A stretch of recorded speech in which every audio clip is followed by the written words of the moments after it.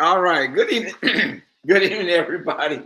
Man, I tell you, we got some technology things going on tonight, but we are here. If you can hear me, just do me a favor, put it in the chat. Say, I hear you. Let me know where you are watching from. Thank you, Kimberly McGuinn, for letting me know that you can hear and that you're watching from North Carolina. It's just like the show kept repeating itself. It kept restarting. And so you kind of wondering if it's live or is it Memorex. And as you can see, this is live, right?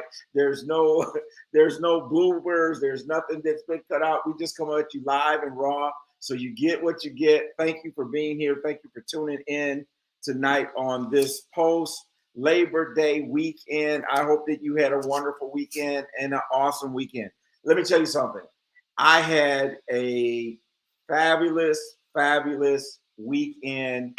Um, Started off with well, it didn't start off this way, but my grandson Cameron, as many of you have seen him pop on the camera every now and again when Adrian and the boys come over. He was baptized on Sunday, and so that was a pretty awesome experience. And then we went to this awesome battle of the bands here in Charlotte, and it was a great venue, the American Memorial Stadium. And man, I'm telling you, the bands were getting down. It was a great show. The stands were packed, 10,000 people there. What a wonderful event. One of the hosts, the MC sponsor was James Smudgy Mitchell, who's running for re-election on city council. If you are in the Charlotte area, he will be the guest on my radio show on Saturday at 7:30 a.m. And as you know, then re-released as a podcast. And you know, Smudgy is doing some great things for the community, and so we want him to share a little bit about what he's doing. And we want to remind everyone this: whether you are local to Charlotte or you local to Atlanta or Kalamazoo or wherever you happen to be, we want to remind you of this to get out and vote. A lot of your local elections are taking place, primaries, those type of things. But if we don't get involved in the election process, then we can't complain about it. And so we want to remind everyone to get out and vote. Make sure that your vote is counted. So we just want to remind you of that. Here locally, early voting, I believe, ends on Saturday. I believe Saturday is the last day for early voting. And so you want to just remember to get out and cast your vote. So the other thing that I want to just make a announcement is coming on Thursday, that is the day after tomorrow at 8 p.m., is going to be our seminar entitled GoFundMe Ain't Life Insurance. GoFundMe Ain't Life Insurance is going to be the seminar. It's going to be at 8 o'clock p.m. And we want to remind you to make sure that you attend this webinar, invite your family and friends. I believe there's a banner that we can roll here as well, that to register for the GoFundMe Ain't Life Insurance webinar, you will go to TonyJacksonWebinar.com. TonyJacksonWebinar.com. What I'm going to be covering in this webinar is we're going to be covering things like term versus whole life, how much life insurance you should have, life insurance with living benefits. We hear a lot of things about these bank on yourself or be your own bank and all these types of concepts. So it's really going to be a family conversation where we sit down and just have a conversation, maybe a short presentation in terms of getting some of the facts and figures out there. And if you've seen some of the things I've done on the radio with Olympia D on 105.3 or Melody Pratt on Praise 100.9, I've told you this. I've told you that there's 125,000 GoFundMe started every year to cover funeral costs. And so we want to address this issue because September is Life Insurance Awareness Month. Life Insurance Awareness Month. And so that's what we're going to be talking about all month long. So, without any further ado, let me bring on my co-host. Yeah, Michelle Mitchell. Michelle, how are you doing? I'm good. How are you, Tony? I'm doing well. I'm doing well. What's going on in Kalamazoo? Oh, nothing much. It was a hot one here today, Tony. What was the temp? It was like 91. Really? Yeah, I think we Yeah. hit 95 or something like that today. Yeah. And so, yeah, it's hot. How was your holiday? How was your Memorial Day? You guys do much? Holiday was good. Yeah. I saw my dad, spent time with Antonio and Emily, and then we went over Emily's house yesterday, or her mom's house yesterday. Oh, sweet. Hmm. That's my godson, y'all, Yes. Antonio and Emily. Hmm. Um, the I guess are they still considered newlyweds? I mean, it's almost 2 years. It's almost 2 years. When do I you don't, start maybe. being a newlywed? I don't know. Yeah, I haven't. I haven't. I'm still a newlywed. Right. 31 years, still a 30, newlywed. right. Still a Sometimes newlywed. it's, you're always in that state sometimes of discovery. Of discovery, right? Yeah. Because you kind of have to be newlyweds because you Yeah. change, right? You don't Yeah, stay you the do. same. So it's kind Mhm. of like a reset of the Yep. newlywed, right? Mhm. You get to Yeah. know each other again and all that kind of stuff. So, Yeah. Michelle, let me ask you, have I know it's happened in my family. I don't know, has it ever happened in your family where you guys had to have that someone did a GoFundMe to cover funeral costs? Is that Um, I don't not in my close family, not no. in your close family? Okay. Yeah, not in my close family, no. Yeah. It's kind of one of those things that it's kind of shocking, and I've seen this happen too. By the way, I've seen situations where people have started GoFundmes and it's not even necessary. It's not needed, Right. but kind Yeah. of opportunistic. And so, unfortunately, things like that can happen. But there Mhm. are a lot of families and things out there that actually need it, Right. and we understand that, and Yeah. we're not. One of the things with the whole thing about GoFundMe and life insurance is not necessarily criticizing those individuals. Mhm. I mean, but it's really to bring awareness to say, Awareness. Yeah. hey, listen, this is Mhm. something we can. I mean, we all are going to go, right? Yeah. We don't know when, we don't know how or the date, but we all have that assignment. We all have That's that true. date that's going to come, and so why not prepare for it? Why Yeah. not prepare for it?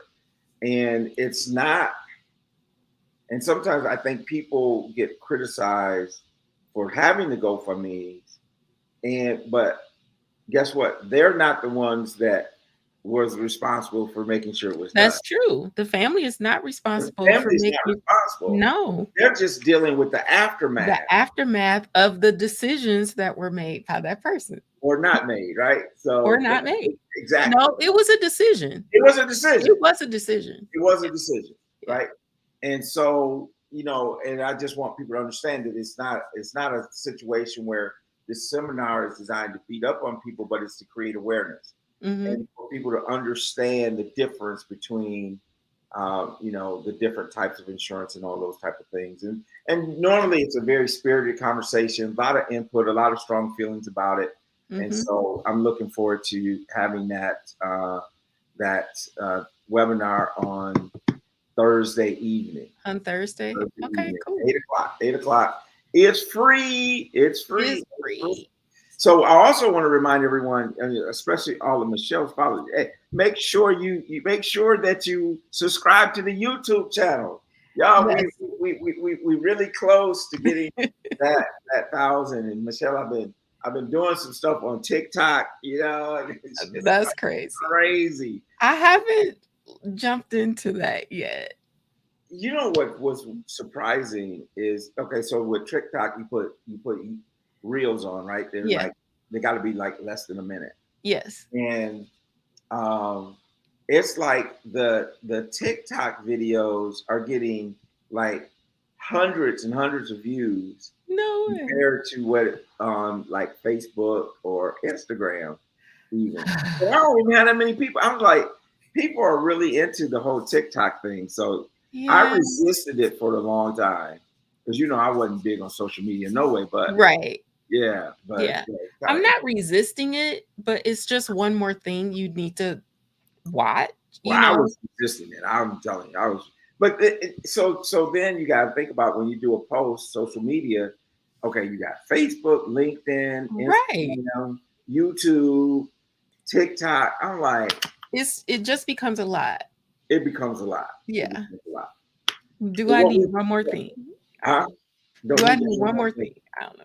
But I did have this part. It's a one push button that does it. So Is it really? oh yeah, oh yeah.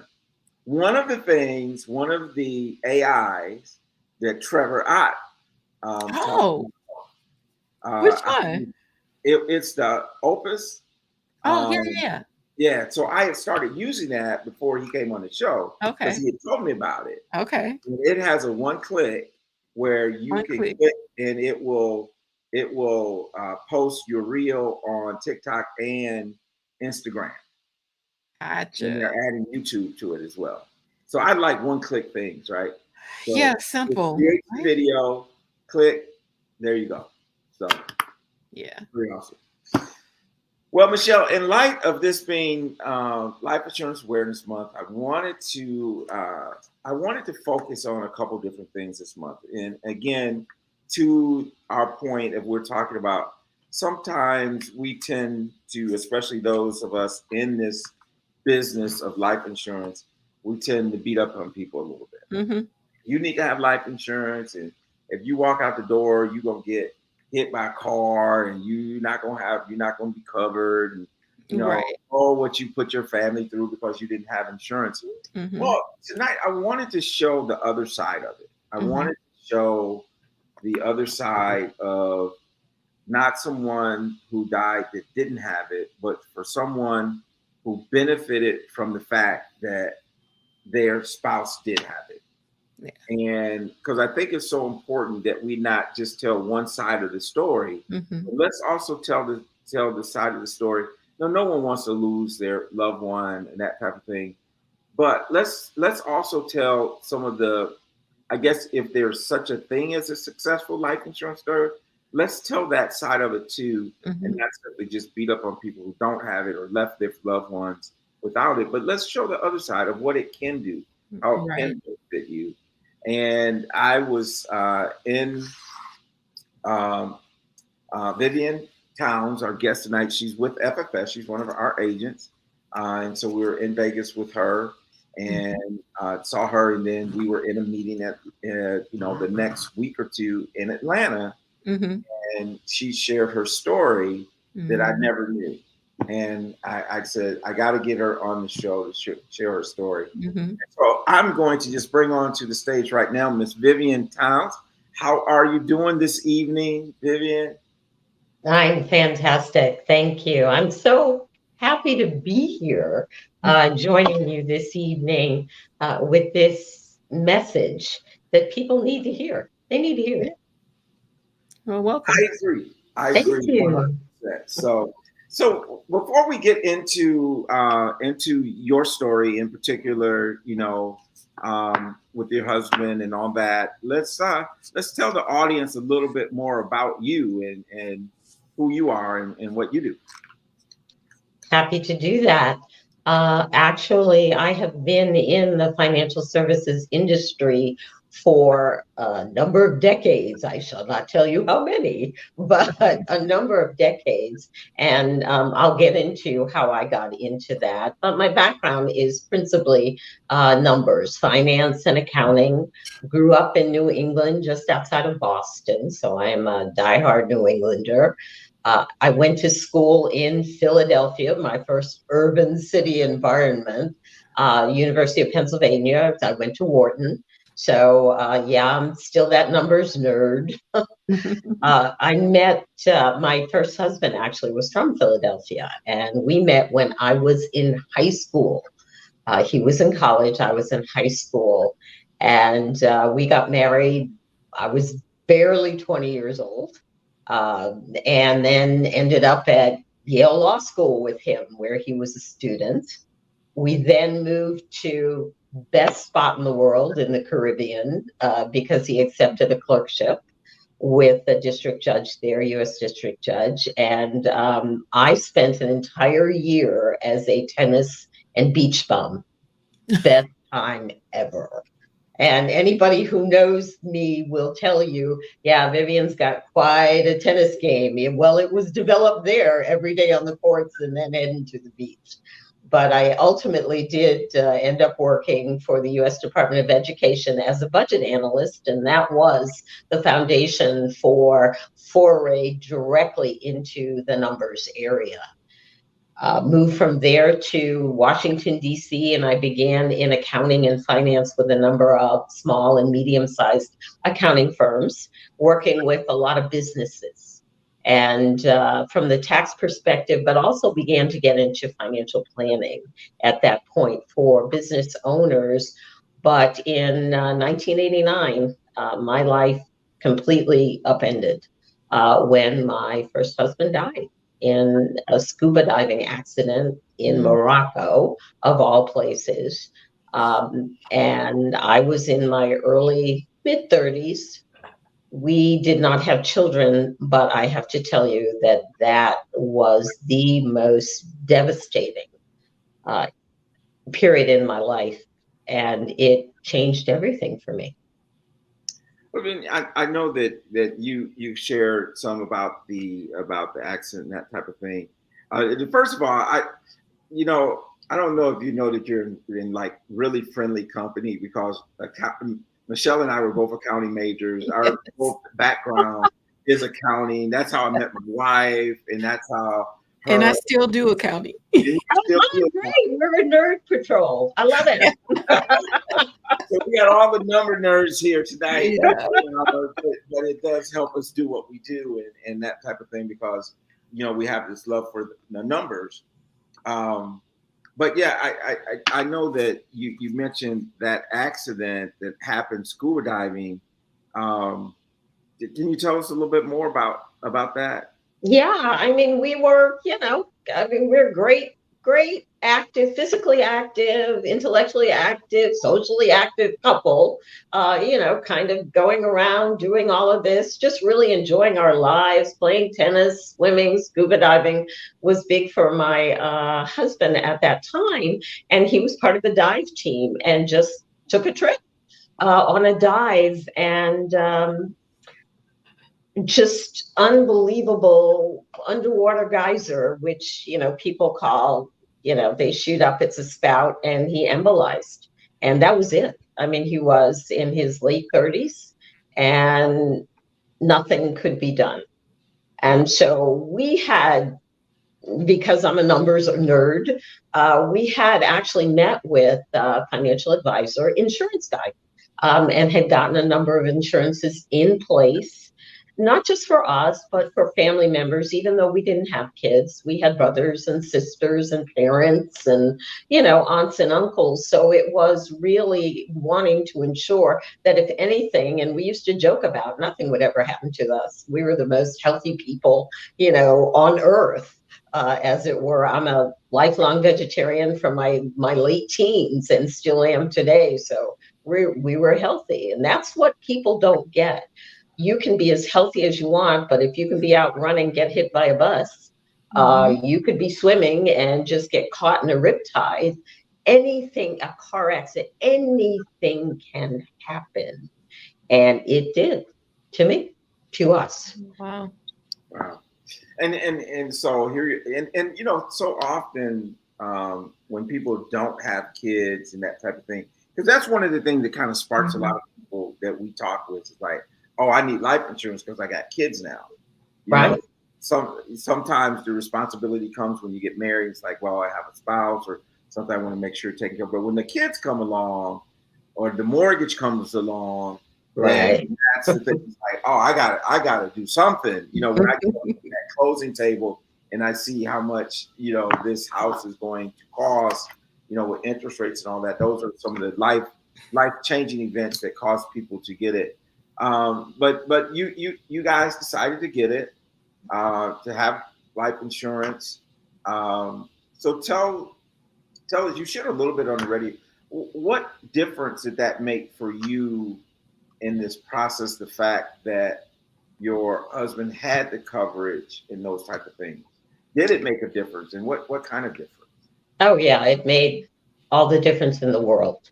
Because when you are looking at someone that you've spent more than half your life with, even at that young age, I mean, I met him when I was 17 years old. So, we're talking about in the late 30s, just losing your life partner.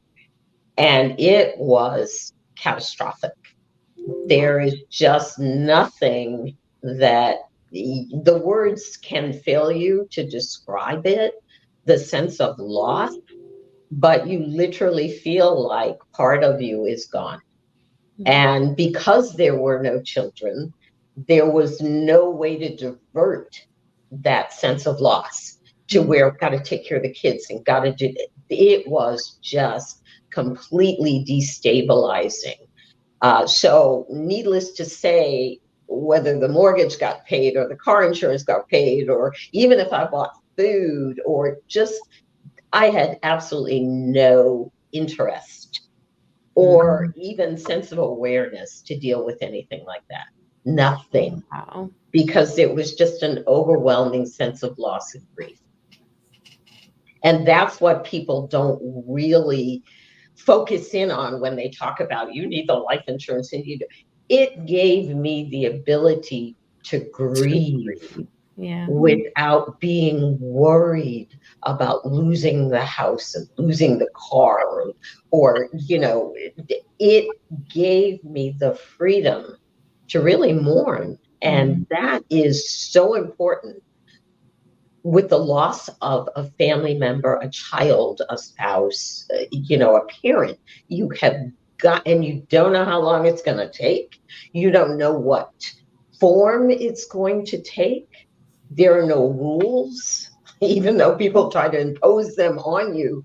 There is nothing there. There's no rule book.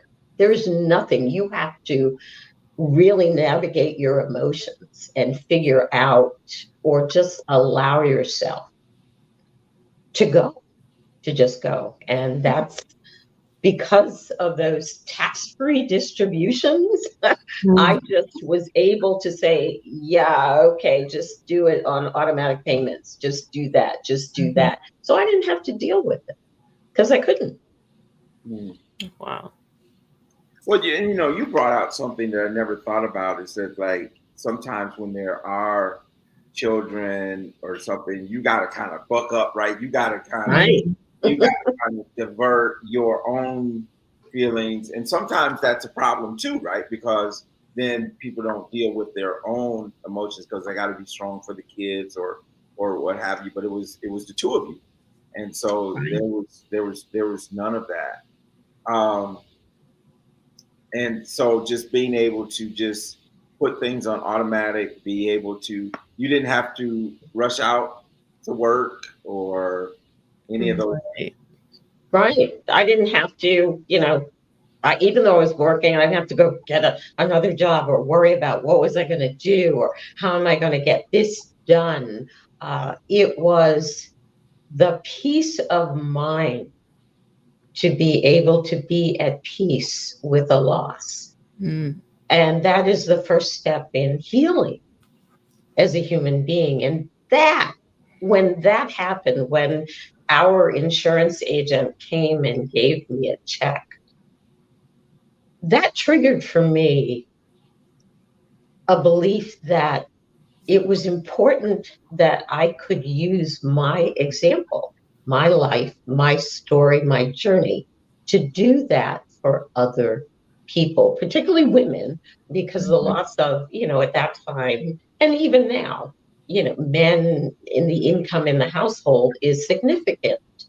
So it really triggered in me the desire to be that blessing to someone else as that was a blessing to me. And that's what launched my career as an insurance agent. Wow. Well, and one of the things you mentioned is when the insurance agent brought the check. And I've also been in this business long enough where we had delivered checks, right? So when these things happen, as an agent, they would send that check to us, and then we would deliver it. Now, everything's direct deposit, and sometimes you don't have that opportunity to, be a part of that fulfilling that end of the promise. Um, and so then that launched your career. And what, for people who are contemplating, do I need it or don't need it, from both that standpoint of your own personal experience as well as being an agent, what do you say to them tonight? You need it. You not only do you need it, you owe it to the people you love to be sure that they understand how much you love them. And that's not a dollar number. It's to be able to take away that sense of loss and fear, more fear than loss. The fear, how am I going to get on without you? And ensuring that fear is not economically driven. That's the biggest piece.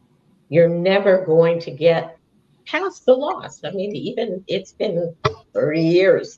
Um, that loss is still, part of who you are, and it will always be a sense of emptiness. Mhm. So being able to get folks to understand it's not about what you do now, it's about what you do now and then. Mhm. And we never know when the and then is. Never heard it said that way. That's pretty deep. And you said something there that I thought, I was like, Michelle, we ought to do a little something. You said the fear of economics. Right. Yeah.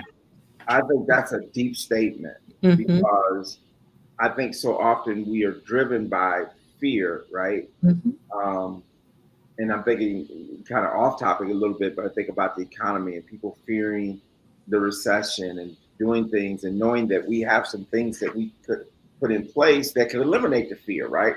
We have Mhm. products that we can put Yeah. people in that will eliminate the fear of losses due to the market, that would eliminate the fear of taxation and retirement, that can eliminate some of these things. So when you said that word, economic fear, it really resonated with me, because I think that's what a lot of us operate in. We operate in That's true. economic fear, right? And sometimes we allow that to paralyze us and do Mhm. nothing. Absolutely. Yeah. There's another element that we, yourself, myself, Michelle, really are responsible for. Now, I was fortunate because, as I said, I'm a numbers nerd. And I was catalytic in really making sure things are in order. I'm definitely a type A when it comes to organization and making sure that things are written down and you know where things are and you have the plan of action. But most people in this country, particularly, and I'm talking about our communities now because that's where my sensitivities are, Mhm. we don't know about money and how money works. And if you come into a windfall, what in the world do you do? So Mm. part of, Tony, as you and I are certified financial educators. We have got to educate people throughout the process so that there not only is a plan in place that provides the financial support, but there's a plan in place that dictates the application of those finances in Mhm. a consistent and cogent way so we're not ending up broke, or just to put it simply, we're not balling or wilding out on the front Right. end and then worrying, uh-oh, got to buy some lottery tickets because I blew this. I blew this. And I think that's the 1-2 of what we do. It's not just putting it in place. It's making sure that once you have to access it, you know exactly what to do, when to do, and how to make it continue from that point. Yes. Well, I I think agree. that is key. I mean, I think that's key for the business owners that you work with, Mhm. Vivian, the business owners that you work with, Michelle, and I appreciate both of your passions for working with women and women-owned businesses, and how important it is, because what we want to do is help what we would, I guess they call marginalized communities, right? The communities that have not had that. And so often, even, when we think of homes, it's always been the male and all this. But there's, most of our 70% of African American homes are headed up by females. Yeah. Right. And there's a significant need for all of our people to raise that financial IQ. And one of the things, and I don't know if you could even speak to this, or you are a numbers person, but people who have large life insurance policy, I always tell them is that we need to teach your beneficiaries. Yes. Yes. Yes. Yep. What to do with this money. Yes. Because if we don't, it would be no different than them hitting the lottery. Mm-hmm. And, except for the guilt will be a whole lot heavier. If you gotten $1 million and you blew it because of the life insurance policy, because mom, dad, spouse, whoever died. And so we have to talk about not just getting the money, but once we get it, what do we do with it? Right. Absolutely. And, ironically, one of the things when I first started in the insurance business, I was working with a lot of very high end. I was living in DC, so high end, African American professionals, doctors, lawyers, politicians. The first step, without fail, in working with these folks was restructuring their financial portfolios. Translation: get rid of the debt. So I can't tell you how many, it's not an area I wanted to get into, but how many equity lines of credit I did for these folks on their homes to get rid of the credit card debt, the ball and debt. And, but teaching them the principles of this is how money works. Understand that the compound interest is your friend. It should work for you, not against you. It's not necessary to have the, $800 a month Mercedes-Benz car note just because you need to be driving a Mercedes, in this particular environment. But it didn't matter what educational level, how many zeros they had after that first number in their paychecks, in their investment portfolios. And I did the whole thing. Got certified Series 7. So I was doing stocks and bonds and mutual funds, all the sexy stuff that people want to do when they don't even understand how to balance their checkbook. Wow. Yeah. Wow. That's real talk. That's real talk. And that's where we are today still, even on a magnified level, because we've got diversified, areas of industry. In music, you've got rap artists who are multimillionaires, you have got musicians, you've got actors, you've got athletes, and nobody spent the time to teach not only them, but their parents when they're negotiating, where's my kid going to go to school? What's going to happen here? Music rights, all of that is fundamental in your financial education so that your money can be working for you. Yeah. There you go. That's it. So I'm really, as you can see, I'm a little passionate about that. Welcome to the club. Here we are, 3 like-minded individuals. Yeah. Absolutely. Because one of the things, Tony, you and I have talked about the wealth gap. Everybody wants to talk about the wealth gap. I am absolutely of the belief that through our financial education and the proper application of insurance, that we can eradicate our wealth gap in 1 to 2 generations. Period. Period. And so asking for this program or supporting this, no. Let's go back to the self-sufficiency. Let's teach, let's centralize, let's support, educate, elevate, and then financially incentivize ourselves. Oh, love it, love it. And one of the very, I mean, I think when we first started this whole live stream, now 3 years ago, 3.5 years ago, um, our first guest then was Michael Hardin was our very first guest. Oh my gosh. And then our next guest was Michelle, and our next guest was Michelle. So we did Michelle she came on. Now she's the co-host, right? Love it. But then we had Eugene Mitchell came in, and he did a 3-part series on his book about closing the racial wealth gap. Steps to close the racial wealth gap. And part of his movement was to get the $50 billion of life insurance in the Black community of color or what have you, so that we could begin to close that gap. Because for really pennies on a dollar, we can leave our families in a much better financial position than we were, or that we inherited, or that we walked into, and those types of things. So I believe that you're right. And it's just a matter of educating how do we use these tools along with other things like trust and, making sure that our businesses are correctly, organized and all these types of things to pass on generational wealth. And we're not always starting over. Right. Every generation doesn't have to start over.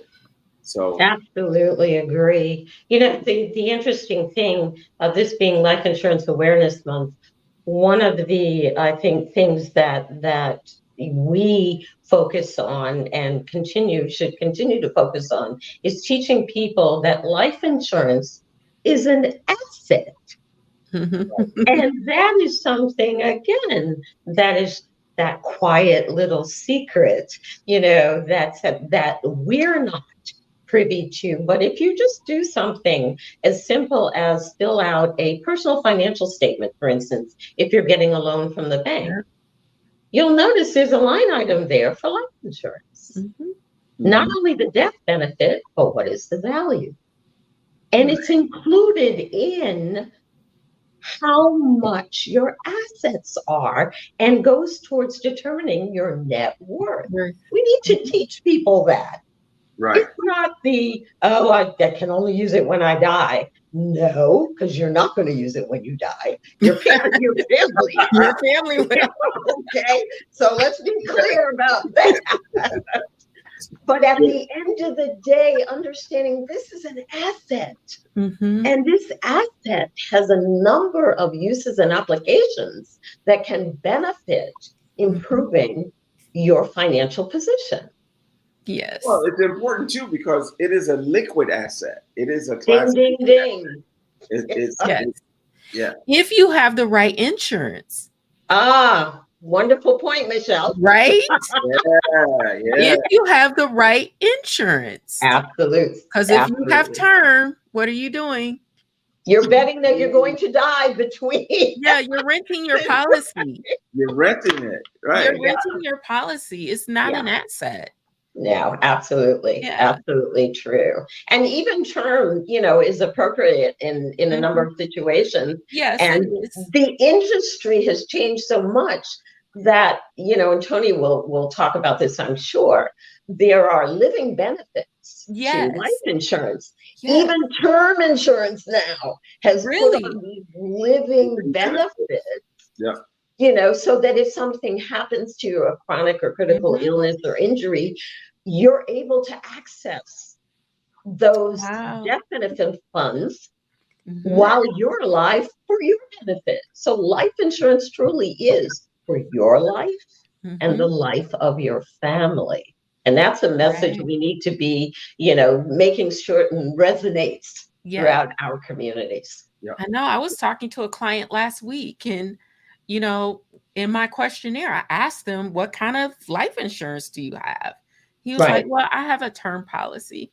I'm like, well, there are some other policies that will give you living benefits, not just a death benefit. So this is something you should look into, you know, Right. especially being a solopreneur. Yeah. Right. Yeah.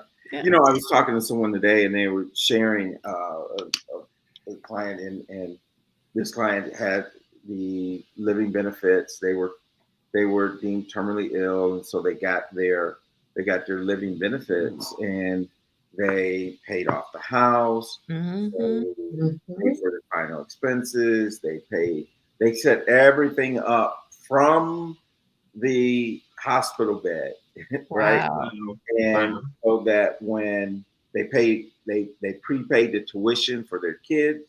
They did all these things, from really their deathbed.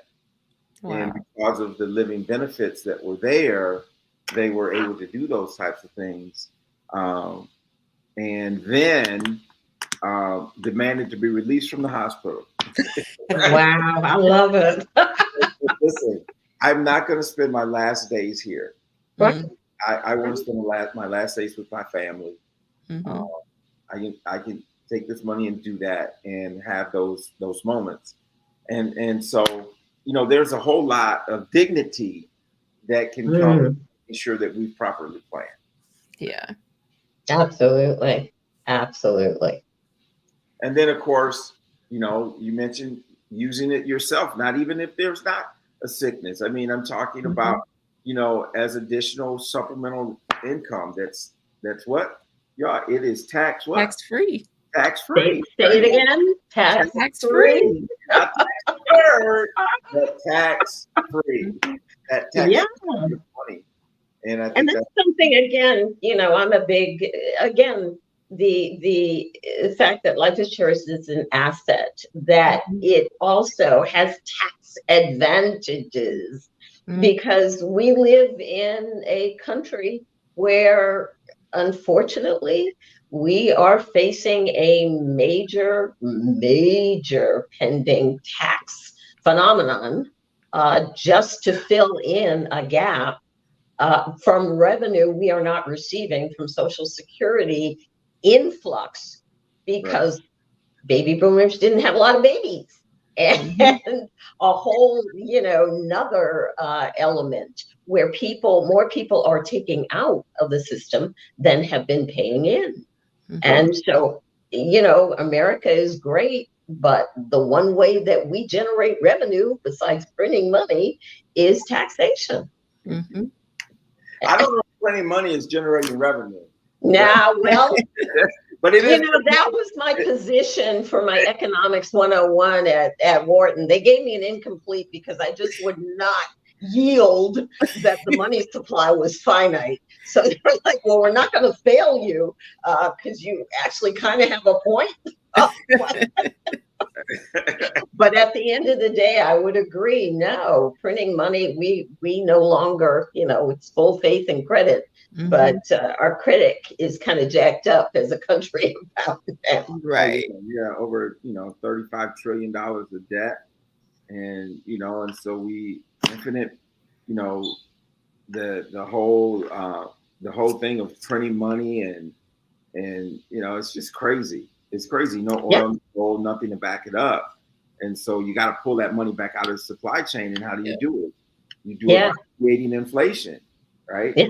The problem with inflation, of course, is that if there's not enough in the supply chain, now Mhm. you have a situation where you're causing hyperinflation.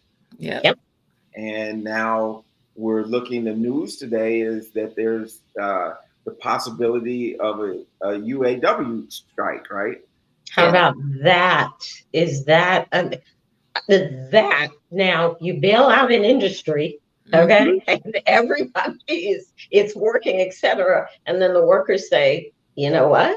Because unfortunately, the distribution of wealth is still skewed massively in our mhm. country. And so the workers aren't getting or receiving, an equitable share.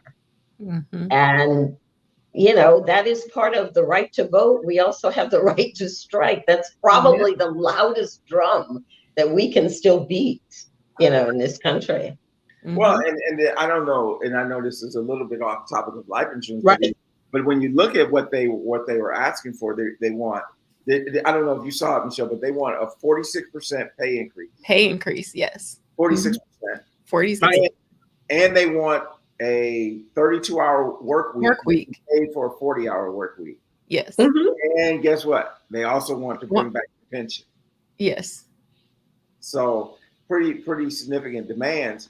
And so when you think about that, if that strike happens, what's going to happen to the supply chain? And being from Michigan, you're still in Michigan. Yes. Now you're talking about the supply chain. The trickle down. It doesn't affect just the big three. Nope. All the smaller places that are suppliers. Now, but it's even more than that. It's all the little mom and pop shops that's around where all these plants are. That supplement the industry. Absolutely. Yeah, that supplement the industry is absolutely. Now, so then you take that situation, and then you take the fact that we got to start paying student loans again. Yep. Think about the impact of paying student loans again. What is that going to do? If you have to start paying your student loans again, that means that you're going to be spending less money retail. Right. Exactly. Yes. And so now you are really talking about quite an impact on the economy.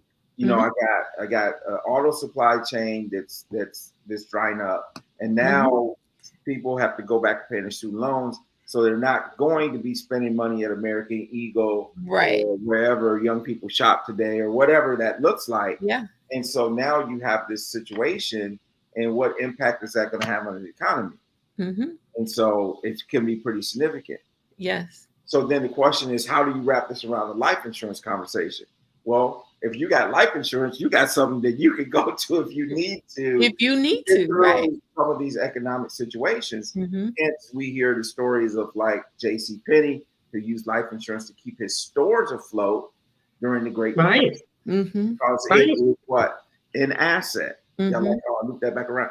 It is an asset. So there you go. Economic times, it can be something that can be used. So absolutely. And I think, that's a nice, a full circle on what we're talking about, the fact that life insurance, fundamentally, when you look at what is the most valuable asset you have, it's you.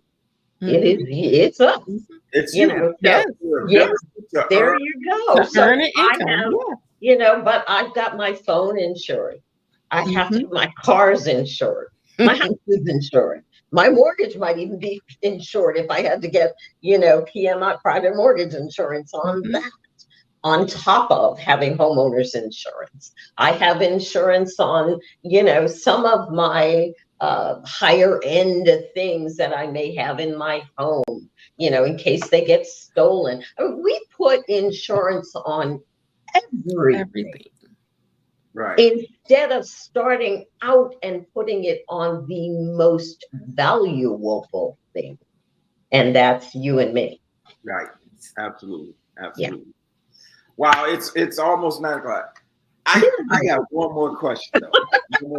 I got one more question. Miss V, I got one more question. All right. You keep the afro so tight, girl. I love it. People will tell you I have been wearing this since my sophomore year of college. Wow.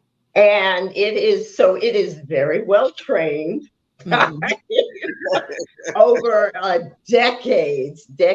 But that's a question I get every single day. And it's one that, I never stop being really pleased to get the question and the compliment. It works for me.